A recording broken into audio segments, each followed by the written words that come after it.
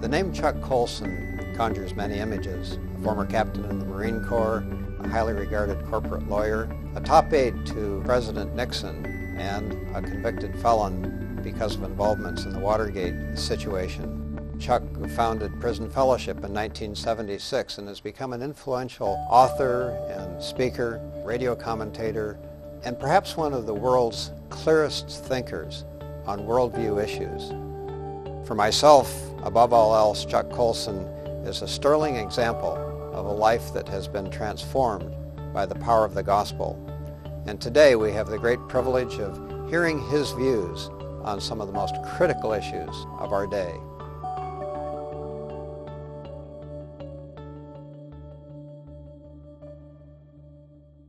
Chuck, it's wonderful to be with you. John, thank you. Well, I enjoy being with you, and I enjoy your work and Intercessors, the great work they're doing in America and your leadership of it. So I'm delighted we have this opportunity to spend some time together. The last time we were together, it was several months ago, you spoke of the tension that you've had between work in the prisons, which is where so much of your heart is, and your writing and speaking on worldview issues. Could you just explain why you feel the need for that major emphasis? Well, when I got out of prison, John, I had a burden for the men that I'd left behind and a real sense of God's call. And his hand has been on us all these years as we've worked in the prisons. And that to me has been thrilling. I love to preach in the prisons. I love to share the gospel with the inmates. But it became clear to me that we had to be concerned with more than just pastoral ministry to prisoners, because the conditions that were driving people into prison were broader. They were in the culture as a whole. So I began to study and realize that it was the breakdown of moral values in society that led so many people, led us to raise a generation of children basically like feral children in the wilderness with no conscience. And that's what's filling our prisons. Prison population in America has gone from 239,000 when I got out of prison in 1975 to 2,100,000 this year. Which staggering. Is tenfold increase. Staggering. And nothing is working except the kind of thing that we're doing. But about halfway through it, I realized we've got to be concerned with the culture as a whole. I began to read and study and write on questions of biblical worldview. Now, that's not an arcane academic term. That's a real-life term, because everybody has a worldview. Everybody has an idea of how the world works and how they fit in. And Christians have a well-formed biblical worldview because the Bible gives it to us. So I became really concerned with issues of worldview, understanding the false values of the culture, critiquing them, thinking Christianly, and then presenting a biblical view in opposition to it. In any event, the last few years, the Ministry of Prison Fellowship is in great hands with Mark. Mark Earley is the president. I'm able to spend more time teaching, and so I want to devote the last years of my ministry, as God gives me the time and the strength and the energy, to do what Samuel did in the late days of his ministry, which was to raise up a school of prophets. So I'm working now to teach worldview and to write about it in books, which I've just done in And How Shall We Live and in The Good Life, and try to get people thinking differently and thinking Christianly about all of life. Well, it's a mammoth undertaking to try to help shift an entire culture, but if there's somebody in our society today who can have a profound influence, you're that man, and we want to commend you for putting that emphasis on such root cause issues that can affect the lives of ultimately millions of people, not just the people headed for prison, but others as well. You've spoken about the church having gone inward, maybe the antithesis of the kind of posture that you're envisioning for the church. And can you just comment on how this has happened and what you see as the consequences of the church going inward? There's a lot of historical reasons for why the church has turned inward and away from interest in the culture and the society around us. Much of it goes back to the history of the 20th century and the fundamentalist movement and the withdrawal from universities and areas of learning and sort of a separatism. We've been coming out of that in the last 25, 30 years in evangelicalism, but not to the extent we need to. Most people, and the poll data shows this, most people, if you think about what the church is, what Christianity is, will talk about a relationship with Jesus.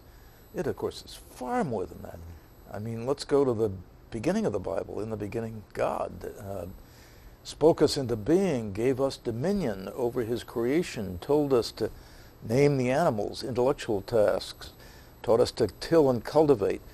We, in a sense, pick up the creation mandate all through the Bible. It's Christians, believers are charged with this. Bible believers are charged with this.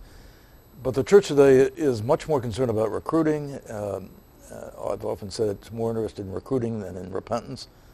That's harsh. There are a lot of churches that aren't like that. But the measure of the church today in a culture which exalts success, particularly material success, is the bigness of the buildings and how fast the church is growing. To me, the growth of a church is when it grows in its spiritual commitment. Spiritual commitment mandates, in my opinion, that we are concerned not just with our own growth in discipleship, but we are concerned with the extent to which Christian values permeate the culture around us. John Wesley once said, "There's no holiness apart from social holiness."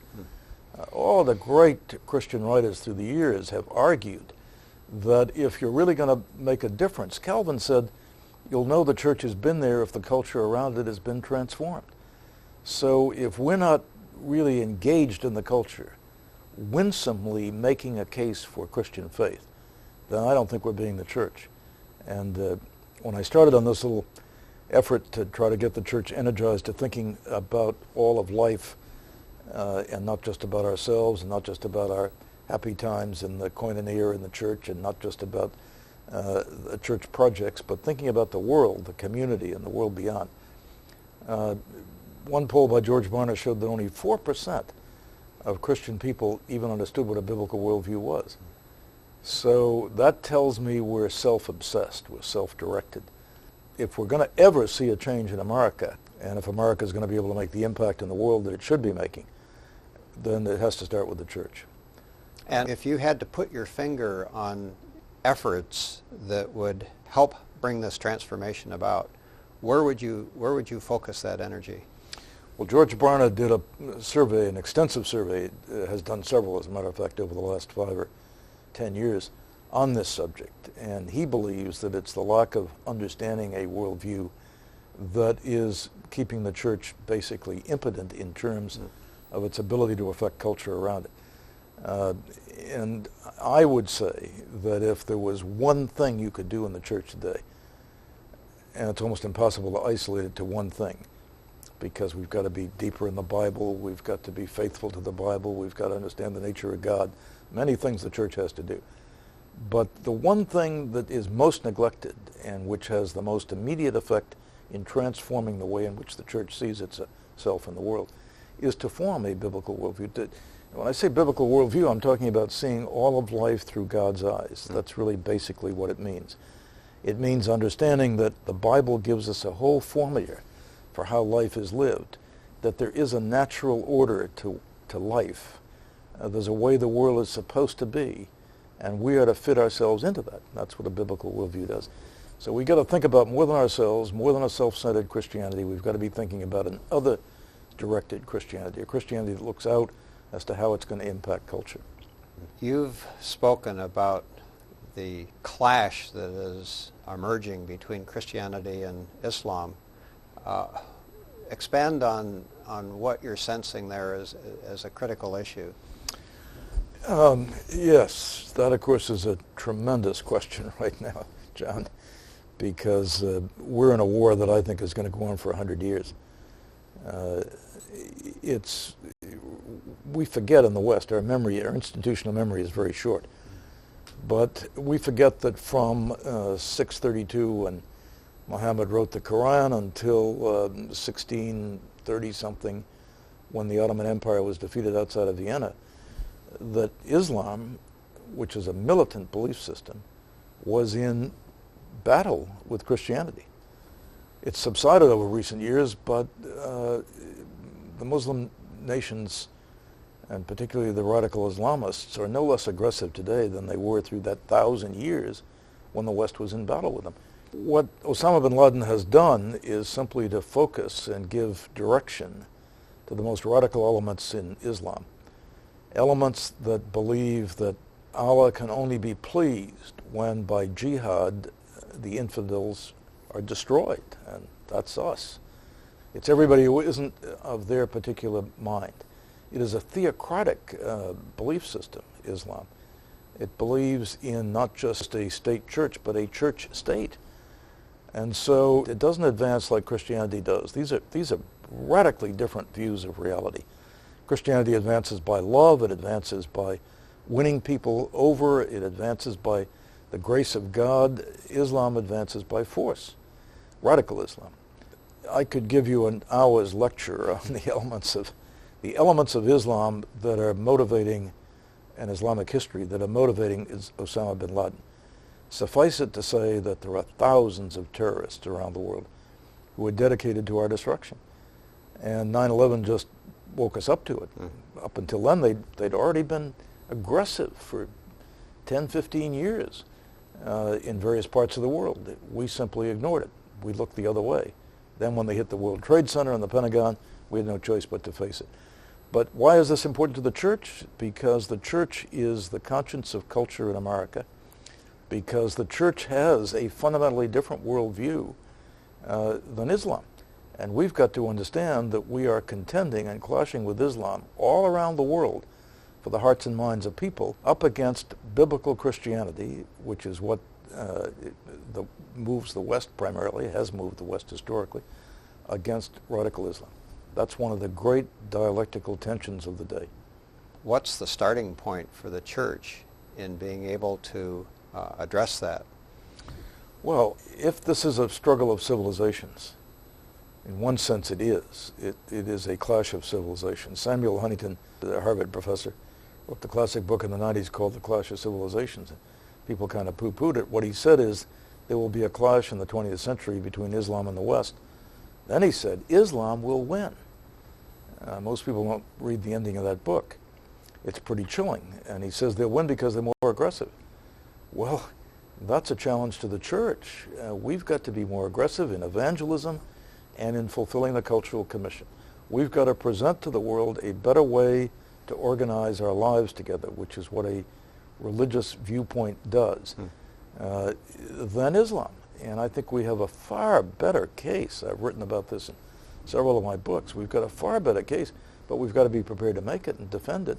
We've got to be much more committed to living the Christian life in the workplace, something you've done such superb work in the home, in every area of life, so that we permeate society with Christian values. You know, I was in Morocco earlier this year, primarily an Islamic country, and one of the comments from the delightful professional people we were with was, "You're so different from the rest of Americans." And I said, "Well, what's the rest of America like?" And they said, "Well, you know, the people we see on television and in the movies."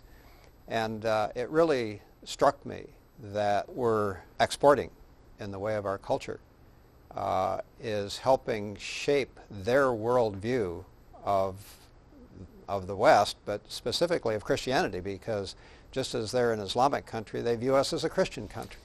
Precisely. And this is one of the things that just breaks my heart. When we have battles over gay marriage and that sort of thing in this country, we're feeding the fires of Islam and their hatred of us.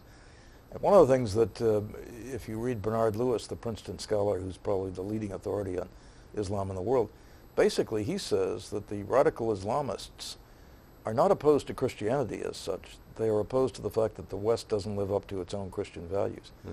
So they look at it as decadent hypocrites.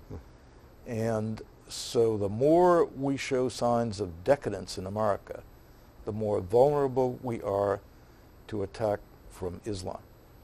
And if we would suddenly see the light, we would start to say, we want to live more like a Christian country. We wouldn't have all these people wringing their hands saying, oh, these Christians are trying to impose their values on us. We would say, bring forth those Christian values, because we got to restore a sense of decency in order for the Islamic world, at 1,100,000,000 people, not to be wanting to destroy us. They want to destroy us because we're decadent. And that's what Osama bin Laden preaches, that makes us so terribly vulnerable. That's why the role of the church is so important. That's why biblical worldview is so important, that Christians start making a difference in our society. So once again, the impact on our culture ties right back in with how the rest of the world views us. Oh, absolutely. And when you start talking about the struggle with Islam and terrorism, this is a matter of life and death. I mean, this isn't just, are we doing good things in the community, or are we evangelizing prisoners, or are we taking care of the needs of the hungry?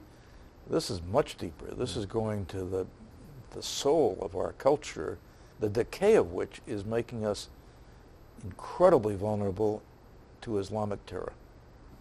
Now, speaking of worldview at the level of public policy, I believe that it's our current administration's desire to foster democracies in the Middle East and in the rest of the world, and maybe Bernard Lewis has been a factor in driving that kind of thinking. In your view, is that a sound strategy, and do you feel that there are implications in following that strategy for the Great Commission, for the reach of the gospel? Yeah, without any question I do. I think the strategy being adopted by the Bush administration is probably the most moralistic foreign policy this country has embraced since World War II. It is committed to the propagation of freedom, and you'll notice that George Bush many times says freedom is a God-given right. He's echoing the words of Jefferson in the Declaration of Independence. We hold these truths to be self-evident. All men are created equal and endowed by the Creator with certain inalienable rights. So we're saying that the answer to Islam is democracy, because as long as Islam is a closed society, as long as they don't know what's going on in the West and other parts of the world, as long as it's repressive and women have no rights and people can't vote, there are always going to be hotbeds for resentment, anger, and terror. And so Bush's strategy is very simple. It comes directly from Bernard Lewis's writings and briefings he's done at the White House. And this 85-year-old Jew, brilliant man, is really giving extraordinary advice to this country right now if we listen to him. What he is saying is the only way you're going to defang radical Islamo-fascism is by democracy.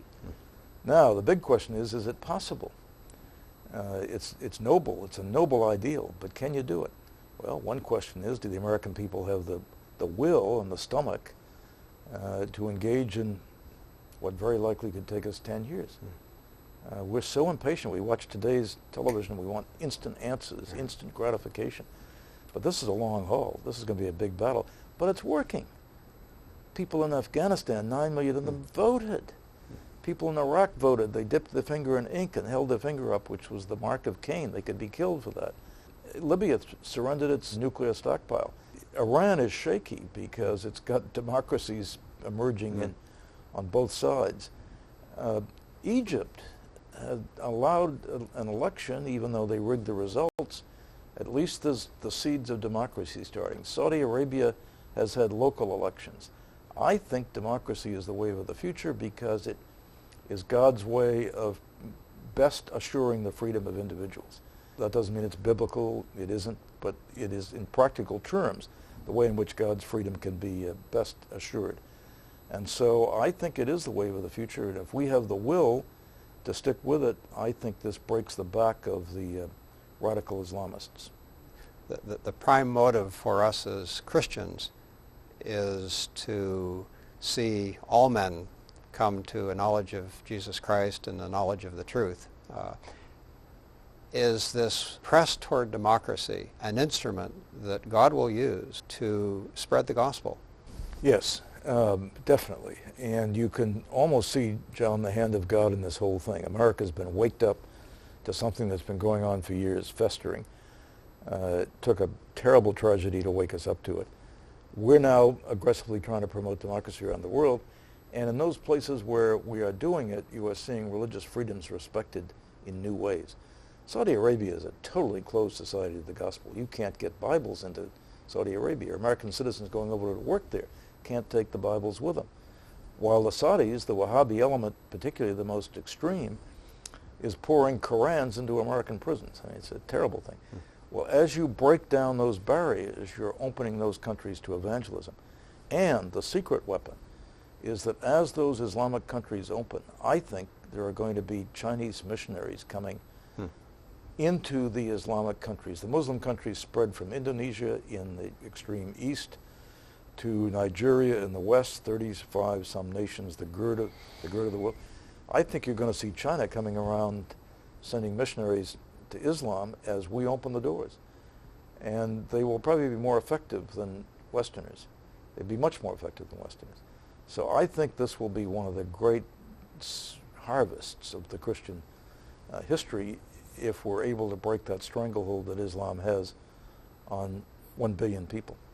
Freedom, the proclamation of the gospel really are linked then, aren't they? Well, they always go together. Human rights, the proclamation of the gospel, freedom and the proclamation of the gospel, absolutely linked. But so is the preservation of order linked to a biblical worldview. Remember that God ordains government for a purpose. Romans 13 makes it very clear. The Old Testament makes it very clear. It is to preserve order, because out of order comes peace, and it is to do justice.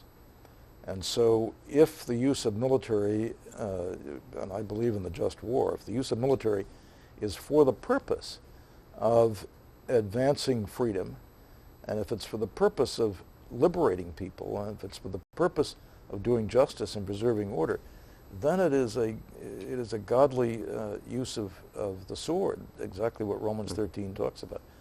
So I think we care about what's happening in the clash of civilizations with Islam, because first of all, it's a matter of life and death to this society. Obviously we care as citizens. As Christians we care because it's opening up the world for the spread of the gospel, and we care because as Christians with a biblical worldview, we want government to be an instrument of order and justice. And this is the only way it can be, is if we can spread democracy to these countries. You've already alluded in our discussion here to the impact that bin Laden, the terrorist instrument, has had on our nation. We see that every day, whether we're getting on a plane or going to a football game. What's the end game on use of terror as an instrument? Do you see a terminus to this in the foreseeable future? I don't think so in the foreseeable future, no, because we just saw with Katrina, that incredible natural disaster, how it paralyzed not only a city, but the impact it had upon a nation to take one city out. Terrorists could come in with a dirty bomb in a suitcase tomorrow, except that we've been doing a very good job in protecting ourselves. But the borders in this country are porous, and they can come in with a dirty bomb and take out one whole city. Pick the right city, you can cripple the internet capacity of America, you could disrupt the power grid, you could have the kind of chaos you saw in the streets of New Orleans at Katrina. You could have that kind of chaos at any time. We're going to live with the ever-present reality of the threat of terrorism, the way the British have lived with threats of terrorism from the IRA, the Irish Republican Army, for 300 years. And I don't mean to be a pessimist, because I'm basically an optimist. I believe God in His sovereignty has a plan for whatever happens, and the world is in His hands. But I think we're going to be on edge, and the battle of good and evil goes on as biblically we Christians understand it must and will, and we're in the crosshairs when it comes to the threat of terrorism. You know, IFA has identified over the last several years a special focus on the next generation. Obviously a topic of keen interest to you because so many youth are becoming part of our prison system. You don't have to look far to know the kind of pressures that our young people are under today. You're a parent and a grandparent, and what advice can you give to those of us who care deeply about our youth, the next generation, to help them make it in this very troubled world that they're growing up in? We've got to take them by the hand and teach them ourselves, because they're not going to learn it anyplace else. Parents and grandparents have a solemn, sacred responsibility to teach their kids, teach them the Bible verses, of course, teach them about Jesus, teach them the basics, teach them discipleship, teach them to think Christianly. to use their minds. Do not be conformed to this world, but be transformed by the renewing of your mind, the Apostle Paul said. Renew your mind to put biblical premises, anchor them in your mind, and then when you look what goes on in the world, judge what goes on according to those biblical premises. I start every single day with the Bible and the New York Times. One I believe every word of, one I'm very skeptical about. But at least I can compare what the cultural elite in America are saying in the world with what the Bible says. And that informs me for the day. I usually end up writing a breakpoint commentary or doing a chapter for a book, or because I can always see how foolish so many of the things going on in the world are. But you need that kind of a filter. The evidence is overwhelming that over half of the kids who come out of good Christian homes and churches and youth groups lose their faith in college. So I'm watching the destruction of a generation on two fronts. I'm watching the poverty-stricken kids in the inner cities, minority kids largely coming out and ending up right in prison, following their father's footsteps. It's a family business. And I'm watching the middle-class kids go off to college and lose their faith. We need to do a much better job. It isn't enough just to get kids into youth groups in churches. They do their happy clappies and they get their games. You got to somehow start teaching them to think. And this is one of the things you asked me at the beginning of the interview, how I'm spending my time differently. One of the things we're doing is developing a lot of curriculum for young people, video curriculum and course guides and things we can give to church youth pastors. We have got to get these kids thinking Christianly early. And if you're sitting there with your son or your daughter or a mature grandchild, if you could just impart some pearls of wisdom for living that tie back into this matter of worldview, where would that focus be? First question I would discuss with them is the first question I'd discuss with anybody I'm starting to teach. Number one is their truth. Is truth knowable? Is there such a thing as moral truth? Are there any absolutes? We have been bathed in a culture of relativism, which says, you have your truth, I have my truth, I'm not going to impose mine on you. And we got lots of politicians in America who won't even impose their own truth on themselves. I mean, it's just, it's chaos. And no society can survive with that. No society ever has survived that way. Will and Ariel Durant wrote The History of Western Civilization. They said there's been no case in history where a civilization has been able to survive without moral truth, and no case where that moral truth has not been informed by religious beliefs. So we're embarked on a very novel experiment in America, and in the West, which is that there is no truth, and it's not knowable. That's pure nonsense. First thing I would teach people is there is truth and it is knowable. The second question I would raise, which is almost as important as the first, is what does it mean to be human? That question opens up just a plethora of subjects. That question opens up issues that go all the way from abortion, stem cell research, end-of-life issues, to issues that will be very real to our kids, John, if not to us.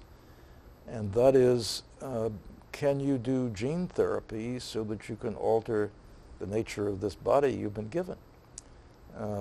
And can you design your babies? We're offering designer babies now. You can buy the eggs from a woman who is a PhD, who she sells them at a clinic, and you can get the eggs implanted so you can design your own, the genetic makeup of your own child. I mean, this is way out stuff, but it's not very far away. Yeah. It's a matter of the next 10 to 20 years. So the question of what does it mean to be human is a paramount question in our culture, because it affects every single area of life. It also affects whether we're sinners or whether we're good people. And if you get that wrong, you're going to get everything else about life wrong. So those would be the two issues I'd really spend time with teaching kids. Fascinating. No, we had a executive planning session at Intercessors for America recently, and we had a sense that we're in a remarkable season in our nation. We had this picture of autumn leaves rustling down the street, and yet a bit of a foreboding sense that it's on the threshold of a season of winter, of some harsh realities, which ultimately is followed by spring, of course. But my question is, what would you say are the principal initiatives that we can be taking that would help us as we would move into such a season? Well, first of all, I think you're right about moving into that season. I think the snowflakes are coming sooner than we think. This is a very tough time to be a Christian in America because I've written stuff on ethical questions and absolutely been berated for it. We are called Bible pounders, and we're called unthinking people on this whole issue of intelligent design versus evolution. All the science is on our side. All the rhetoric is on their side. And so this is a tough time, and especially now with the international situation. It's as difficult a time as you could imagine to be alive. But the ultimate answer is that the Christian must never, ever, ever succumb to despair. When I start talking to people and I say things are going to get tough, and you can just see them bristle and think, oh my goodness. Listen, God is sovereign. Despair is a sin because it denies the sovereignty of God. And so we say, okay, it's winter, get out the snow shovels. And spring is coming. And Pope John Paul II had his springtime of evangelization that he foresaw in the 21st century. He, as an old man, retained that, I won't call it optimism because optimism is a matter of how you perceive things, that confidence in the future that comes when you're in God's hands. So yeah, it's going to be a tough time. It just means we have to do a better job than we've been doing. And see the opportunities that may not come about any other way. Precisely. Well, you raised something in a question today that I hadn't focused on before, and it's extremely important. Yeah, we're fighting a battle against terrorism. It's costly. It's a war that a lot of people are disillusioned with. But you know it is opening up parts of the world of the gospel that have never been opened up before. Of course. Out of very difficult situations always comes opportunity. Look at my life. When I went to prison, I thought it was the end of my life. It turned out to be the very best thing that could have happened to me because I've been able, as a result of that, paradoxically, to do more with my life than I'd ever been able to do before. So, yeah, tough times are okay. Speaking of which, your newest book, The Good Life, which is wonderful. I'm enjoying reading it. Thank you. Talks about the passion that you've had, even from an early age, to make a difference in our nation, and that might have motivated your going into the Marine Corps and giving up a lucrative lawyer job to work in the Nixon administration. I enjoyed the story about, as a youngster, you're going out and raising money to buy a Jeep for the Army. Great story. But obviously there's a deep-rooted passion there. And my question, Chuck, is from that perspective of having been in the government, having seen it up close, it's warts and all, in what ways is our nation as a political entity on track today, and in what ways is it off track? Well, that's a tough question. In many ways, our nation is doing extremely well in terms of our generosity to Africa, our concern with AIDS, the passion of this particular president for human rights. I've talked to him on the slave trafficking of women and the Sudan, where people were being sold in slavery, and we've had some extraordinary initiatives that have been hugely successful. I think in the defense against Islam, this nation has shown great resolve and against terrorism. It's a tough time in terms of the deterioration of our culture. The popular culture gets sicker and sicker and sicker. And you keep thinking, is there ever going to be an end to this? I think there's a backlash building towards popular culture, though. I think people are getting sick of this. They are getting tired of this. They're saying, turn this off. My wife and I rent old movies if we want to enjoy ourselves, relax some evening. We now largely rent really old ones because you don't get the four-letter words that just offend us when you hear them. I think a lot of people, they're going to start reacting against this. So, in one sense, it's the best of times. In one sense, it's the worst of times. It's the best of times because we're doing some things right, particularly trying to get the courts back to interpreting the law, not making it.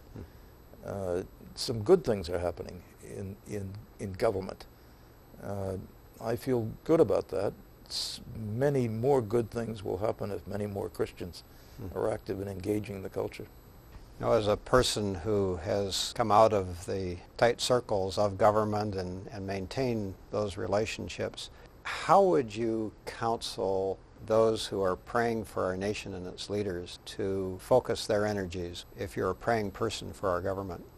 William Wilberforce is one of my great heroes, John, as you know, because he led the campaign against the slave trade. And he not only led the campaign against the slave trade in England in the latter part of the 18th century, early part of the 19th century, but he said that God had laid before him two great objectives, the abolition of the slave trade and the reformation of manners. And he ran that campaign. But they used to pray, the Clapham sect, the group of men which surrounded Wilberforce, used to pray 3 hours a day. And they would pray and say to God, may you yet find a remnant of your people here who are faithful to you, that you will spare this nation. England was more decadent then, at that period of time, than we are today. I mean, every minister had a mistress. There was the rotten borough system. Vested interest had bought out the politics. That's where that term comes from. Slaves being sold, the biggest item of commerce of the British Empire. They prayed, just let there be a remnant. So one of our prayers has to be, let there be a remnant of faithful people here that will allow you, God, to continue to bless us and permit us to continue as a free country and as a country that honors you. Secondly, I would be praying for great wisdom for our leaders. And the prayer that I pray for George Bush and the Speaker of the House and Democrats and Republicans alike, the Supreme Court, is that God would give them the wisdom as he gave Solomon to judge right and wrong. That's what a government has to be able to do. I would be praying for protection against those who would destroy freedom, protection against the terrorists. I would pray for softening of the hearts of the people who have access to the culture-forming instruments of our society, whether it's the academy or whether it's the media. I would be praying fervently that God would open their hearts and let them see that there's a more righteous way to live and a more righteous way to produce products that influence how people live and think. The fullness of Christ. Fullness of Christ. Not just a religious experience, but an ongoing walk with the Lord. Yeah, it was Aristotle who said, I don't care who writes a nation's laws, let me write their songs. We have to remember how influential music, art, the habits of the heart, the dispositions of people, that's what really changes the society. And that starts with us. And then we pray that the Lord will help us to be a light, and people will see that, and that hearts will be changed. My own life and experience has been so wrapped up in the workplace. Do you have a vision for how the workplace is a key component in this desire to move the culture toward a more righteous? Well, much of what I know, of course, comes from reading your book and listening to you. John, you've been a great exponent of this. Dorothy Sayers criticized the church, if you remember, the British novelist. Criticized the church because she said that the church spends virtually no time talking about the place where people spend 1/3 of their lives, that is the workplace. So how can the church be relevant if it isn't talking about the workplace? In the book The Good Life, which you just mentioned, I talked about your work being an altar. If you're a non-believer, you don't quite understand that, but you will see that the way in which you often can worship God best is the way in which you can be a partner with God, a co-creator with God, where you can be producing things which make life better for people. I think we have to see our work as a calling, and a noble calling, because we are creating things that improve the state of our civilization. We're making life better for people. And when we work with our hands or with our head, we are using the creative gifts which God has given us. Some people do it writing books like you and I do. Some people do it speaking. Some people do it painting pictures. Some people do it sitting at a workstation with a computer screen in front of you all day long. But you are making things happen, and this is a place where you should get your greatest satisfaction. I tell people, never retire. I'm at an age where most of my friends have retired. I say, you're crazy. I see them in Naples, Florida, sitting around the golf club, and 6 months, they're drinking too much. You see them rotting. We're made to work.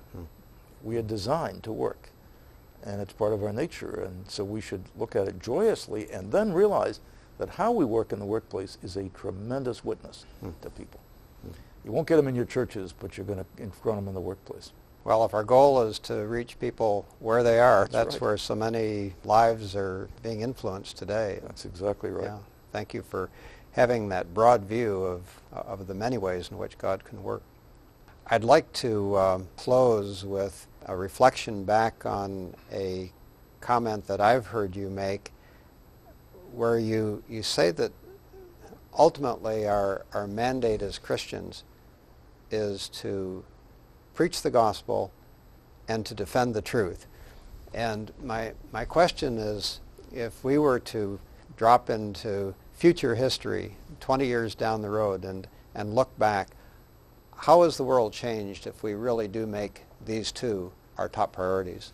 Well, that expression, preach the gospel and defend the truth, comes from Jerzy Papalusko, who was a Catholic priest in Poland. Frail little fellow, used to stand up on the balcony of St. Stanislaw Cathedral every Sunday. Outdoors, people would gather, thousands would gather in the courtyard of that church, and he would preach that week after week. Overcome evil with good, by preaching the gospel and by your actions and living the gospel, and defend the truth. Overcome evil with good, defend the truth.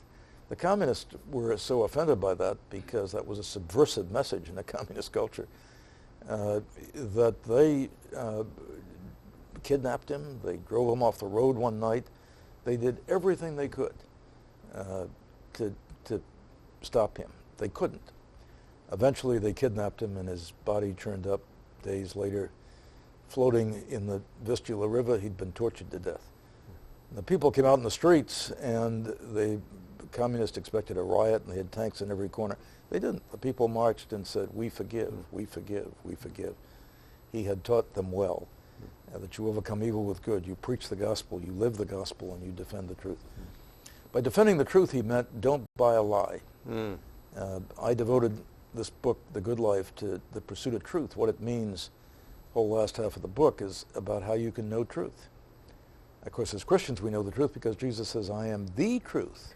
Ultimate reality is in Jesus Christ. The Logos is the beginning and end of everything. The Logos is the source of all energy and matter and life, and that's Jesus. We translated the word, but it means the Logos is a much bigger term to the Greeks, was a much bigger term to the Greeks. So if you really understand this, then you're going to be able to fend off the people who tell you that truth doesn't matter, truth isn't knowable. You're going to be able to defend what you believe. If you can't defend what you believe, you're not going to influence anybody around you, not even going to influence your own family. The second thing is you've got to be preaching the gospel, overcoming evil with good, every day, both in word and deed. In other words, how you live your life will often be a much more powerful message to people than what you say. Particularly as that's so, I know we're nearing the end of the interview and I don't want to prolong this, but this is a really important point. Particularly is this so in the postmodern era. We have to remember that most people don't use our language. We will say something like, the truth makes you free. And a postmodern person hears that and he thinks, the truth, that's my choice. I mean, I can choose my own truth. I like that. Make me free, all restraints off. I can pick what I want to do and I'm free to do it. Of course, it doesn't mean that at all. The truth means Jesus will set you free. It means set you free from sin and death. So we mean one thing, they mean something else. Francis Schaeffer, whose writings influenced me so much, used to say we need to be missionaries to our own culture. He said that 25 years ago. All the more today do we have to be missionaries to our culture. We have to learn how the other side thinks, how other people think. We have to learn how to be discerning of their values. We'll have to learn how to critique them intelligently and winsomely. Don't go to people and hit them over the head with a Bible, but explain things to them in terms they understand. And if we did this, we would evangelize this country. This could be absolutely transforming of this country. And we got 40% of the American people in church every Sunday. Just give me 10% of them that understood this, and you would really dramatically change this country. Chuck, you have just written and published this wonderful book, The Good Life. Yet, in your own personal situation, you've hit some very difficult challenges.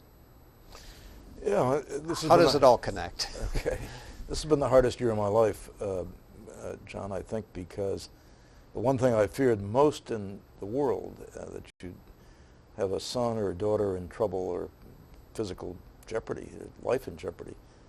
Right after I wrote The Good Life, I learned that my oldest son had cancer of the spine, and it resulted in a 10-hour operation, a terrible operation, to get it removed, and then he's been in extensive chemo and continues today. I thought to myself, if somebody a few years ago had told me I'd have that happen with a child, I'd just think I'd go to the nearest bridge and jump off. But a month later, my daughter, who's so precious to me, I've written about her in The Good Life. She's a single mom raising an autistic child, and she's just a heroine to me. She developed a melanoma on her leg, and melanoma can be a very dangerous form of cancer. I was back in the same hospital, different waiting room, when she was operated on. And this all took place in a period of 3 or 4 months. I had just written The Good Life, and The Good Life talks about you can have a good life. It's not the general public perception of a good life of hedonism. It's a good life in pleasure. It's a good life of dignity and purpose and meaning and giving yourself away and finding truth. But when I wrote The Good Life, one of my good friends, Richard Newhouse in New York, critiqued it for me. And he said, it's a great book, but he said it paints kind of a rosy picture. What happens when things fall apart? Well, that was a prophetic comment, because within a few months they did. What I discovered was what I thought would be unimaginable and unbearable. God gives you the grace to sustain. That's an existential response. I just discovered grace when I never thought it was possible. Yeah. I found myself feeling guilty sometimes because I was at peace, and I thought I shouldn't be at peace. I should be tearing my clothes off and ripping my hair out. I had a lot of sleepless nights. I had a lot of agonizing moments in the waiting room.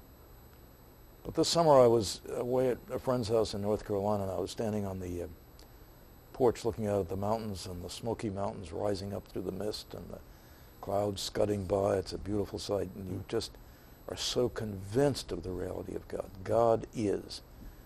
And what struck me when I was watching that was that God's not a product of my feelings. Maybe I'm not feeling really close at some point to God, but God is still God. Yeah. And so our relationship with God does not depend upon our emotions, our feelings. Doesn't even depend on whether he answers our prayers. It doesn't depend on whether he puts us through tough times or good times. God is God, and he created us. And my life and my children's life, their destiny is in his hands. And when it suddenly hit me, I remembered also something else Newhouse had once wrote in his book, As I Lay Dying, which is a wonderful book. I refer to it in The Good Life. Newhouse said when he was lying in the bed and thought he was dying, that he said the great formulation of modern thought was Descartes. Sat in the Dutch oven, the Frenchman, trying to figure out the meaning of life, and he came out of it several hours later and he said, cogito ergo sum, I think, therefore I am. And that changed the whole way the Western world thought for years. Newhouse said, as I was lying in the bed dying, I thought he shouldn't have said that. He should have said, cogitor ergo sum. I was thought, therefore I am. And we exist and live only because God gives us the life that sustains us. And so even when things are tough, when the world rolls over on top of you, there is a good life. Not that it's without anxiety, pain, suffering, but it is the certain knowledge God is.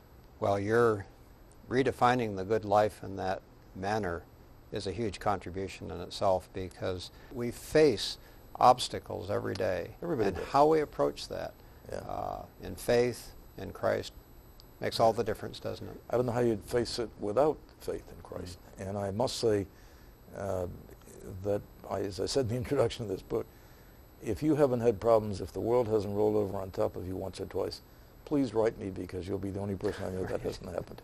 I mean, life is not a bowl of cherries, as Erma Bombeck once said. It's a tough grind to get through this life. It's a spiritual testing period. And sometimes the test can be pretty heavy. I mean, I've been in prison. I've seen my career smashed. I've ended up on an operating room table with an infection and almost died. 3 major surgeries. And now I've had 2 kids very sick and in some peril. I mean, life is not easy. It gives you a lot of empathy for other people, a lot of sympathy for other people. But it also can really strengthen your faith. And forges something in us that can help us help others. Exactly. A friend of mine said, never trust a man who doesn't have a limp. Yeah, And right. there's something to that, There's isn't there? a lot to that, great deal to that. We all have our limps. Thank you. Thank you. On behalf of Intercessors for America and those tens of thousands who are praying diligently for our nation and its leaders, for the church, I really want to thank you for the tremendous contribution that you're making at this point in your life to try to impact and shape culture. And I'm glad that we've had this opportunity to help promote these seminal views that can shape the way that we think and help the way that we pray. So deeply grateful, and Well, just wish God's blessings on you. John, thank you. My friend. I really appreciate your ministry and what you do and the voice you've had in the workplace, which has been it's a clarion call.